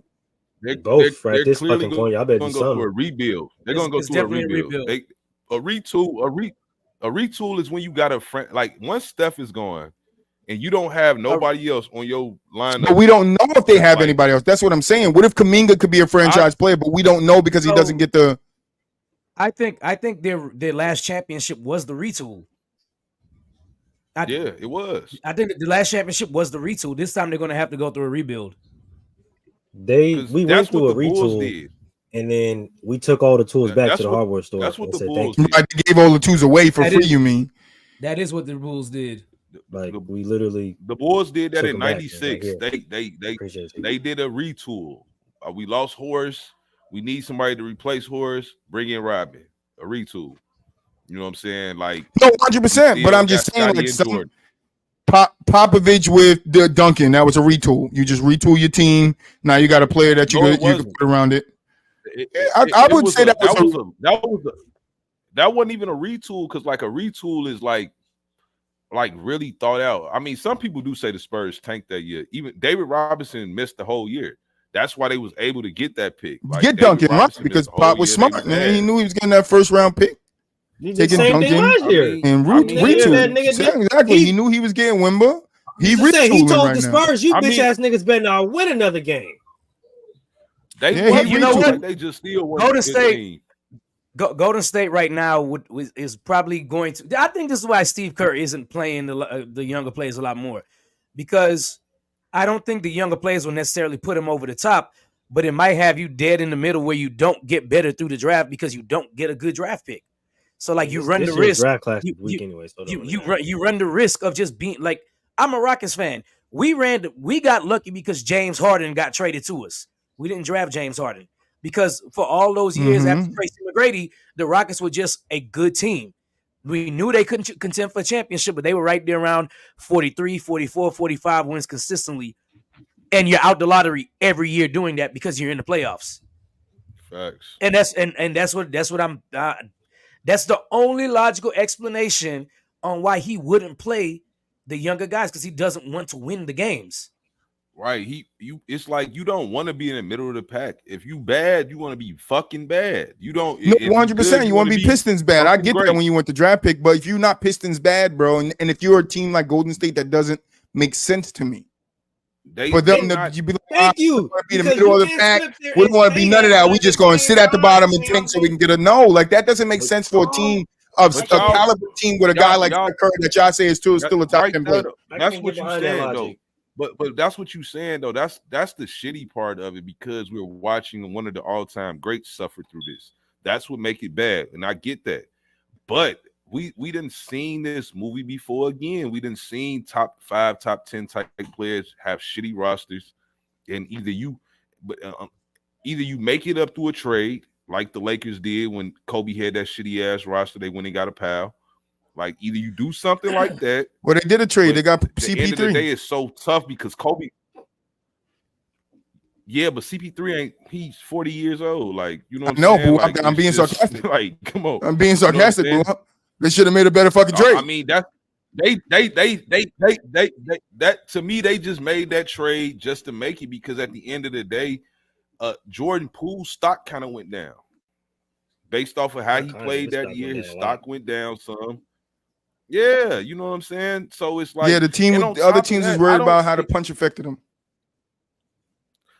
I don't even think they was worried. I think a lot of punch heard around the world. Like it's like when you see Andrew Wiggins play in Golden State. To me, that was his best. That second year he was there, like that was his best year in the NBA to me. And now he right back to being Harrison Barnes. Even though he had his own team for like 3 years, 4 years. He had his own team. He never looked that good in Minnesota till he was arrived Harrison in Golden Barnes. State, because I wouldn't call him Harrison Barnes. I think he was better than Harrison Barnes. Man, he's levels above Harrison Barnes. One notch. Stop it. One notch above Harrison. Stop it. Nah, he about When three. Harrison go off, Harrison go off. Stop it. Stop it. When Harrison go off, Harrison go off. Oh fuck! Hey, that's funny because it's damn near accurate. It is. I'm telling you, bro. You have to stop playing, bro. Let Wiggins have missed 7 threes in the fucking finals and y'all lost. Niggas would have been calling him Harrison Barnes. Stop playing, like y'all niggas act like he wasn't that close to being called a Harrison. Right now. Call him a Gordon Hayward. You better stop playing. He's 2 levels above Harrison Barnes. A level and a half. I would say that too, at least 2. A level and a half. And it's because when Andrew actually does feel like playing defense, he does. Right now, he is Harrison Barnes. Look, I was going to say, they about to say a person right now, dog. Right now, he's Harrison Barnes. He's the same, because when Harrison Barnes first got to Golden State, he wasn't the Harrison Barnes everybody bag on, all right? He was actually helping Golden State. You feel me? Yeah. And then all of a sudden, he stopped helping Golden State, and then people bagged on him. That same shit about to happen. That first championship, he had a bad finals, and then that was it. That was it for him. What happened to him was that they brought in Iguodala and they made Iggy the starter. That fucked his morale up like it would fuck any young player morale up. I was starting, now I'm on the bench. Like that fucked it. But Iggy, being a solid nigga, seen that in the next year, if I'm correct, right? Like he took the bench role. So like you need that's still went out back there. Back in the finals. 42 layups, nigga. You couldn't hit one fucking 3-point. I don't want to hear that shit. Bro. I can't blame that all on Harrison, even though he was ass. It just so happened that you can't do what? If we can, because he was touching the ball. I'm saying nobody out there shooting y'all shouldn't even brought up Harrison Barnes. You know, Moo get emotional over that dude. Man, fuck that nigga, bro. I don't give a fuck about none of that shit. All them niggas was playing bad though. Clay was playing bad. But if Harrison hit one shot, Clay hit one shot. Nigga, what the fuck? That nigga he missed like 1,100 shots in a row. Bro was 0 for 1 for like 37 in like 12 quarters. Nigga ain't hit a 3 in 4 games. Shit, Steph Billy hitting threes right now. That nigga was butt. Okay? All I'm saying is, I'm not absorbing any trouble with any we ain't going on 2 hours today. Either, sorry, nigga.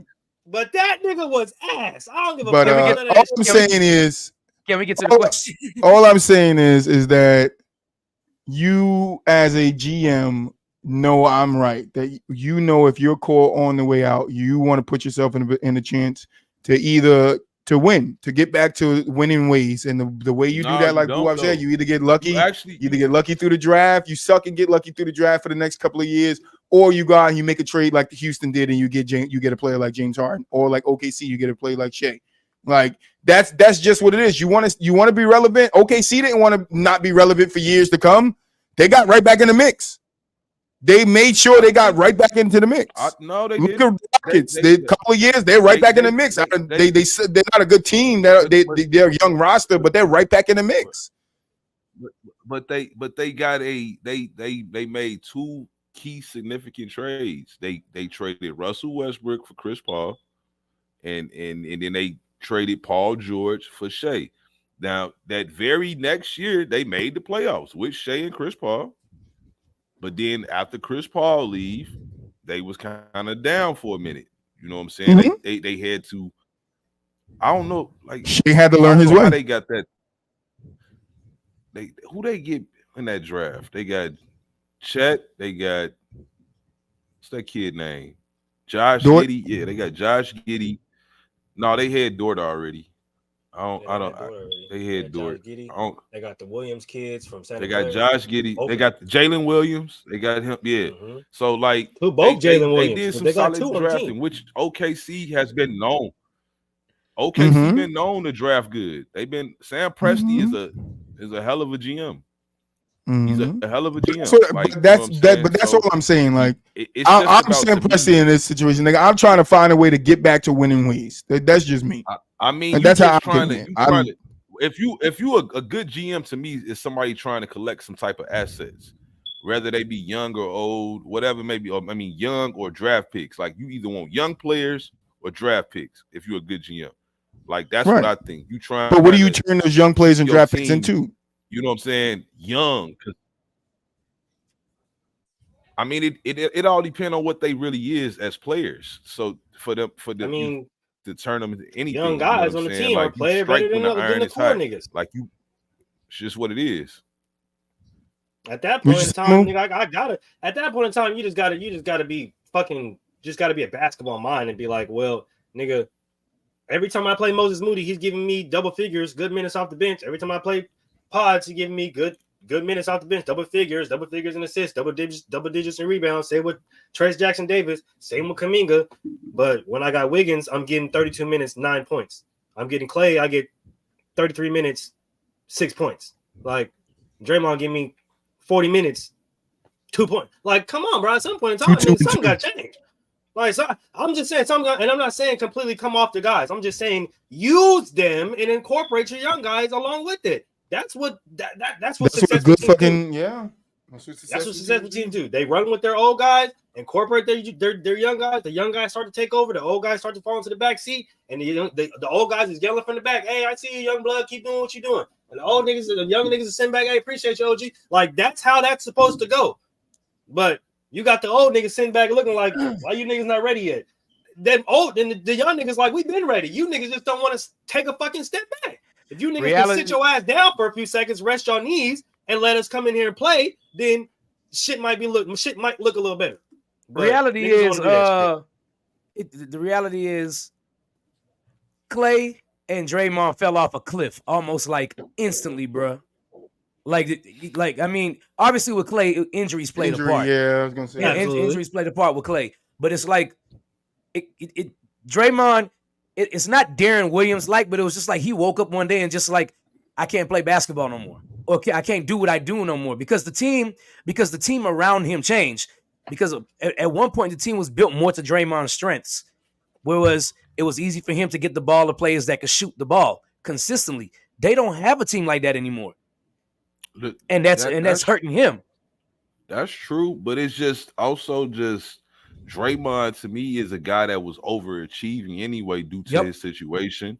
So it's like now he's older. So like his shot don't fall no more. So teams play him the same way they damn near play a Russell Westbrook. They drop, you know what I'm saying? Like they daring him to shoot. They playing the passing lanes. You know what I'm saying? And that's just what made him like. That's why, like him saying he finna get back in his offensive bag. You never had one. Like what the fuck? I mean, he did drop that 40 points in Game 7. So I guess that's what he was talking about. That man, listen. Like I seen Corey Brewer put up 51 points. That motherfucker ain't never had an offensive bag. He had an offensive bag. He just didn't need it. Corey was like that, bro. He was like that. He just didn't need it. He just didn't have the opportunity to. Yeah, Corey was like that. Corey was a streaky scorer, dog. Like I remember even watching Corey in college. Corey was nice. Did you say college? Yep. Oh shit. Corey was nice. He was nice. Tony Allen was a dog in college too. We're not saying he's a number one option, or number two option, but we're saying he's like that to be who he is. He's capable of putting those 50 points. Ain't surprising from Corey Brewer. If a player ain't never averaged 15 points in their career, and they told me that he had a 50-point game, like that's not surprising to me. It's just about opportunity. That's very surprising. No, it's just about opportunity. He had more. You know what? I'm not even finna say it's surprising. I'm gonna just say every dog has their day, man. Like you can say that. Like that's just what it is. Like I'm not finna because Draymond had a very good game. He's in the NBA. He's getting opportunity. That's not telling me that opportunity. He did. That's the key word. Draymond got a lot of opportunity. Having an offensive bag is something that you can consistently show off, like all the time, bro. Like all the time. Well, here's what I will say. I think Corey Brewer 50-point game is less surprising than Draymond going off of what he did in that finals game. I would expect them. Because like people forget. Corey Brewer was the NCAA tournament MVP. He did win a championship in Florida as well, and he was that guy in college. So Draymond was good in college, but it definitely wasn't on the levels of Corey Brewer. But a lot of guys we already know that made it to the league more than likely had some success in college. We already know that. So what I'm still saying is like relative to the league and what he did in the league, like Corey Brewer for the most part was like a defensive guy. So you tell me that a defensive guy had a 51-point game. Was that what they used him for? For the most part of his career, yeah, that's what he was. He was a defensive guy. Yeah. Right, but I'm saying is that what they use him for? That's a difference. It's a difference if that's what he was, and that's what they used him for. I mean, that's just what he was, like, because smart people gonna find a way to stick around, bro. He found a way to stick around. He found his niche. His niche was being a role player, a like it's hard, like all these jobs be hard in the NBA. Like, of course, it's obviously hard to be a franchise player. We get that. That's obvious. But it's still hard to be a role player because at one point in time, you used to be that nigga. At one point in time, you like, I was best motherfucking player on my team. Now I got to come in and accept this role of being like, but the smart guys that want to keep, you know what I'm saying, a job and keep getting contracts and shit like that, they're going to be more acceptive of their role. They're going to be more, you know what I'm saying, this is what it is. I just want to help my team. I was watching an interview with PJ Tucker. He was saying that shit. He was like, do you know how hard it is? Like, because he said somebody asked him to speak to these younger players. He's like, I don't think I could talk to their ass because, like, do you know, like, how hard it is to prepare for a game when you know you might get one shot? One. I saw that interview. Like, you might get one shot. Make that motherfucking shot the shot of your goddamn life, nigga. But still, like, shit, Corey Brewer played more 82 games than LeBron. I'm sorry. I noticed that too. I'm sorry. I could believe that. That's not that shocking. He a role player. One of his years of 82, he started 2 games. He a role player, man. I mean, that's just what it is. Corey! Nigga, I'll bust your ass with Corey in 2K, bro. Put the brew on you. How you like your motherfucking coffee? Cream or milk? And Corey, you know what? Corey was sneaky athletic too. That was the crazy part. People forget. Like he was athletic. Corey Brewer reminds me, like, I put him in the same category as like Gerald Green and Danny Green. I wouldn't put him in the Danny Green category. I wouldn't put him with Danny Green because Danny Green at one point he could shoot lights out from 3. Yeah, he had a prime. I'm sorry. I forgot Danny had a prime. That man, listen, if the Spurs beat Miami that first year, Danny Green might be the fucking MVP of that series because he was going crazy that first year. Very true. One series. That's all. Very true. Very true. One series. But yeah, I mean, listen, great combo, but I'm not going on 2 hours, so no. So let's get to. We're gonna do the 1v1 me, bro, and then answer the question, and we out of here. All right, boy, what we doing right now? I'm not. Hey, what is that? I don't know what that is. What we doing right now? I gotta get the 1v1 me button. 1v1 me, bro. You feel me? Use your imagination. Come on, boo. Use your Get imagination. the fuck out. Hey, bro, while Boo-Wop was gone, we didn't even do no 1v1 me, bro. Thank God. We didn't. We waited for him to come back. Let's take a wait for him to come back. Waiting for that nigga to come back. 1v1 me, bro. I mean, can't have a segment without Boo-Wop, man. I don't That's know why right, y'all favorite segment. Y'all can have that segment every fucking show without me. No, we're gonna have it every show with you. Nah, we're gonna wait as soon as my boy pull up, man. As soon as you pull up, nigga, 1v1 me, bro. 1v1 me, bro. Come on, bro. 1v1 me, bro. I'm gonna start doing this when that shit come on. You're still here during the 1v1 me, bro. Hey, Boo-Wop. Hey, Boo-Wop, by the way, You haven't gotten your award. I What's did Gentleman's Talk Award, and you got Interview of the Year. That's what's happening. That is what's happening. I appreciate that, man. You got segment of the year too. 1v1 me, bro. Man, talk about the fucking segment, bro. God damn, bro. Please, tell us who these two motherfuckers is, man. Please. 1-1-1-1. All right, this one's kind of odd. I feel like y'all gonna go one-sided. All right.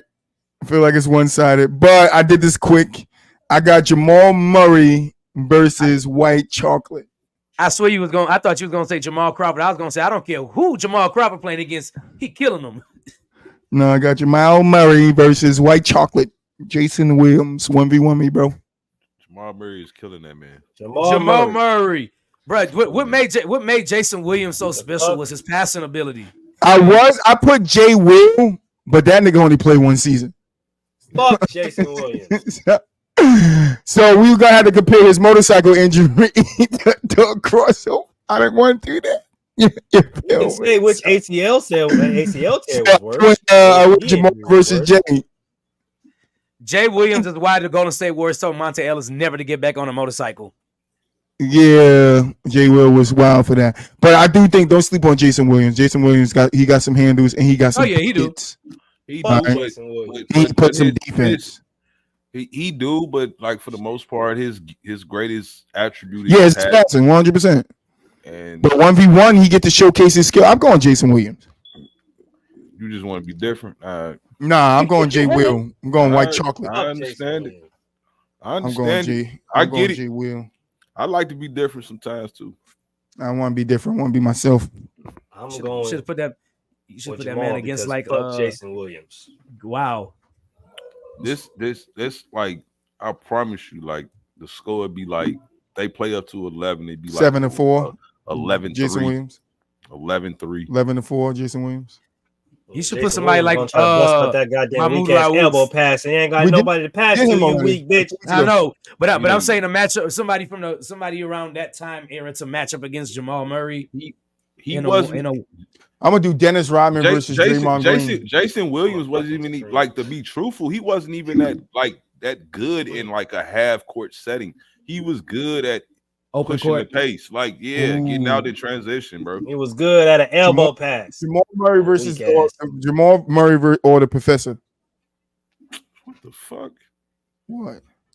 Man, I'll take the Professor on that one. I'm taking the Professor too, bro. I would give the Professor some major. Wait, are we playing NBA rules or are we playing street ball rules? That's what I need to know. It's 1v1 me, bro. I don't even think it matters. I think the Professor. Oh no, that shit definitely matter. That shit definitely matters. Jamal versus John Morant. Jamal Murray is like a foot taller than the Professor, bro. He was Hot Sauce versus John Morant.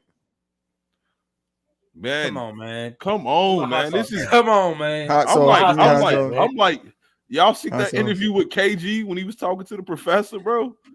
Y'all do realize Rafe is the only person from AN1 to make the NBA, right? That's because the niggas from AN1 didn't want to stop doing all their moves. That's why. So are they playing NBA rules or are they playing street ball rules? It matters. Illegal moves. So what? I want to give their legal moves up to do legal moves. What you mean illegal, man? If I can put the ball in my shirt and take 2 steps, that's not a walk, bro. That's not a walk. I just seen a kid do it off the easy last week, bro. I could put the ball in my shirt and walk towards the basket. That is not a walk. Bro, I tell you what.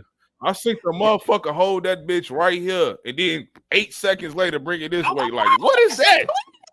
So what? He didn't dribble, did he? That shit was clean, though. He did the little. That's a dribble, right? That's a double dribble and a carry at the same time. You talk about my nigga Spider, boy. My nigga right here. I know one thing. You put any of them and1 niggas up against Trevor Ariza, I'm taking Trevor Ariza because Trevor Ariza say go play with somebody else. Man, give me Escalade, rest in peace, man. Stop playing with my boy. Yeah, I'm taking I'm not taking none of them guys. Well, Escalade grew up with his brother. Last one. You know what it is? That's why I'm last one. Ice Cube versus Adam Silvers. 1v1 me, bro. Who wins? I'm guessing Ice Cube. Ice Cube, bro. I don't even know if Adam Silver ever played basketball. I swear to God, I don't. He played in Russia. I don't think he ever played basketball, bro. Is that a fact? Only in Russia. Russia and China. That's the only two places he played basketball. You mean the place with the white put up 38 and 25? Yeah. My nigga Adam Silver was out there balling, on the backside of his career, out his prime. Like Adam Silver used to go to China with a Rockets patch, but he took that off. Yeah, what you mean? He was out there dropping 27 and 8. Nah, you got to look up Adam Silver's mixtape, bro. Fire. While you at, look up E-Man's mixtape too. Yeah, I can tell you what Adam Silver's mixtape full of. E-Man got a mixtape of the front offices. Adam got a mixtape of Draymond Green doing stupid shit, and he suspended him. LeBron a little bitch, like, hey, nigga, do something, bitch. That's what I thought. Nah, he got the mixtape of the exec's wives that he be touching. But anyway, that too. I mean, y'all got it in the tuck, man. Boy, I didn't win funniest, I didn't win funniest for nothing, I got to keep the jokes coming. He got the tapes in the drawer, and that's when he opened the tapes up with the drawer, and that's when he get the child support money to Nia with. You feel me? E-Man called his ex-wife up and then hang up when she said hello. Mm-hmm. E-Man, who the fuck is that? That's what you call him. You call him E-Man. He got the he got the secret OnlyFans page with the person. Idoka. I thought this man said we wasn't gonna hit 2 hours. No, we not gonna hit 2 hours. OnlyFans page with the lady that he was doing with the Troy gonna stop that shit at an hour 59 minutes or 59 seconds. All right. Let's get to the question. Let's stop bullshit. Let's get to the question. Boo-Wop, you wasn't here for it. This is the question, Boo-Wop. Who would you rather fight? Who would you rather fight, Boo-Wop? Mulich and DJ. Who? Kevin Garnett, Zach Randolph, or Boogie Cousins? Kevin Garnett. Easily. It's not even, I don't even know what the fuck we doing. He gonna fuck you up like some Honey Nut Cheerios. You better stop playing with it. Fight no fucking Zach Randolph. Fuck you up like some Honey Nut Cheerios. Hey, Boo-Wop, ain't Garnett from Chi-Town, man. Come on. Fucking fighting though. I should have put Big T on here. He Big from the TT. shot for sure. I should have put Big TT on here. Super. He stayed out here like 2 years, I believe. But like, you know, it's 2 or 3 years, something like that or whatever. But like, who you got, DJ? Family from out here or whatever. But like, I think he really from North Carolina or South Carolina, something like that. Yeah, that it is. I tell you what, I'm gonna just call Melo, and the first person to run, that's who I'm picking. We all know who that's gonna be. Simple, Kevin Garnett didn't run. He's standing inside. He stood right there in the bus. That's a good point. He stood right there in the bus. Carmelo didn't do shit. Stood right there on the bus. Right there. What's up, nigga? Kevin Garnett stood right there. He was right on the bus. He didn't move. His legs was not moving. So what are you talking about? He was running. He was not. He stood right there in the doorway of the bus. Oh shit! Oh. He was waiting for it to jump off. Moo, who you got? I'm going with Kevin Garnett because the nigga talk a lot, and niggas who talk a lot, I know you can't fight. Nigga, I'm taking Cousins. Nigga, let's go. Let's bang. Y'all niggas want to take the easy road. I'm taking Cousins, and I'm gonna knock his big ass out. I'm happy everybody's in agreement. Nobody wanted to fight with Big Zebo. Oh hell no, I wasn't fighting the bully. Nigga, you heard what that man said. Who the fuck Not he the told you bully? bullies? Bullies. I'm not fighting the bully that bully bullies. He said that shit too. To Boogie. I forgot who he said. Yeah, nigga. He said that Boogie. Well, I'm from bullies get bullied. Okay, man, bro. Fighting. Mama, all right, then. I'm not. Stay less. Nigga. I am. I'm not fighting neither one of them two niggas. KG. I'm saying KG because of KG frame, because of his frame and shit like that. I feel like I got a better chance. I'm gonna make that nigga chase me till you run out of breath, and I'm gonna hit that nigga with the cleanest toothpaste, and he going to sleep.